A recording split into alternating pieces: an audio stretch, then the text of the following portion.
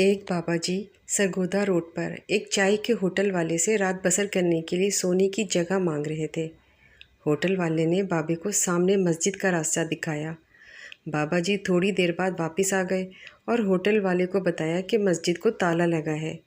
اس پر hotel والے نے بابا جی کو صاف جواب دے دیا اور وہاں سے چلتا گیا۔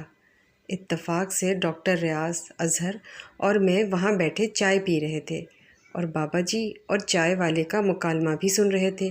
ڈاکٹر ریاض شاہد کا اللہ بھلا کرے کہ انہوں نے مجھے حکم دیا کہ بابا جی کو ڈسٹرکٹ ہیڈ کوارٹر میں قائم پناہ گاہ میں چھوڑ آؤ، اور میں بابا جی کو اپنی پھٹ پٹی پر بٹھا کر سول ہاسپٹل پہنچ گیا۔ دل میں اشتیاق بھی پیدا ہوا کہ ریاست مدینہ کی دعویدار حکومت نے پناہ گاہیں اسی مقصد کے لیے قائم کی ہیں، لہٰذا آج عملی تجربہ ہی صحیح، دیکھتے ہیں جا کر کہ اس بے بس، کمزور، بے آسرا اور نہیں بزرگ کے حق میں سرکار کیا سر انجام دیتی ہے۔ خیر، موٹر سائیکل پناہ گاہ کے سامنے جا کر رکی۔ بابا جی کو اتارا اور اشارے سے بتایا کہ آپ جاؤ اس سامنے والے کمرے میں سو جاؤ۔ بابا بیچارہ مجھے دعائیں دیتا ہوا کمرے کی طرف بڑھا اور میں نے چند منٹ رک کر یہ دیکھا کہ بابا جی کو شاید شناخت کے حوالے سے کوئی مشکل پیش نہ آئے۔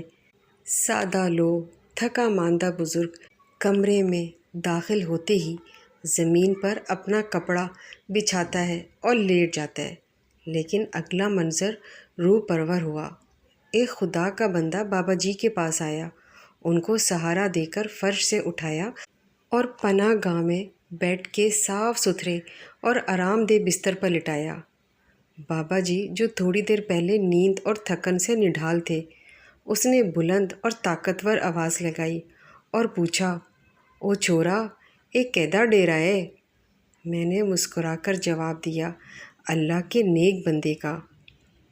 بابا جی خوشی اور جوش سے پکارا، واہ بھائی واہ، ریاست مدینہ ہو تو ایسی ہو۔ اگر آپ اس طرح کی ویڈیوز روزانہ دیکھنا چاہتے ہیں تو ہمارے چینل کو سبسکرائب کریں، لائک کریں اور بیل آئیکن کو آل کلک کریں۔